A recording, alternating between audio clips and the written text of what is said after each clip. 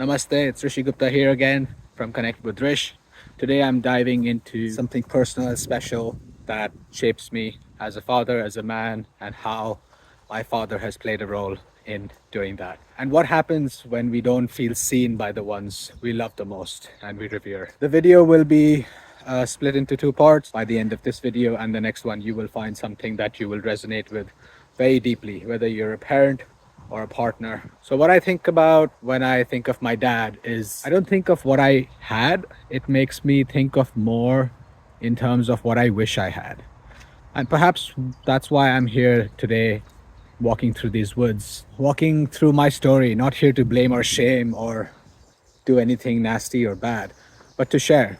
If you're trying to heal or love deeper or just show up better for your kids, perhaps my story will give you something to work with. Maybe it'll remind you of your father in some way, good or bad. My intention for you is to reflect and think of how you are as a parent, as a person, if you are a parent, but how your father has shaped that. This might give you some insights on that.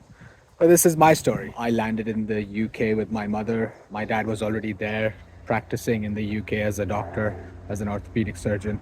And he was kind of like a settled resident in the UK doing his medical practice. I was about 3 years old at the time. If I had to describe him, what I remember of him from then, three words come to mind: disciplined, duty bound, and emotionally challenged. That's four words, but emotionally challenged being the third and fourth. I feel I never felt seen, understood. I was spoken to, but not spoken with, if you feel that difference. I felt I lacked my father being that ally, that friend who would say to me, Rashid, talk to me, I'm here for you, I've got you. But most of the situations I got silence or advice or being told off and correction. Why are you doing this? Why are you doing that? And that kind of stuff most of the times. And that did something to me.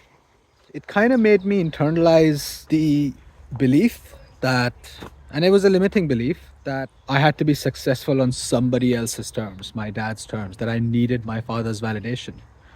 And there was this aspect that I needed to make him proud or something. But I've overcome that. I have now become a person who is in charge of his own destiny. He still sees me as an immature boy, and he doesn't even know that I make videos online and post them. Maybe he has some sort of clue, but not really. I'm building something powerful from my pain and my experiences. If it was up to him, he would just tell me to stick to my 9 to 5, and as far as he knows, that's what I do. And he doesn't see that. He doesn't see me in all ways. He doesn't know how to see people. He never saw himself. Stuck in an arranged marriage, that's how he felt. And my parents didn't get on, which I talked about in my previous video. And he shut down and he isolated. I saw all that with judgment, mostly, initially. Later that judgment turned to curiosity as I grew. Because I was immature to judge so much, but I've grown to be better at that.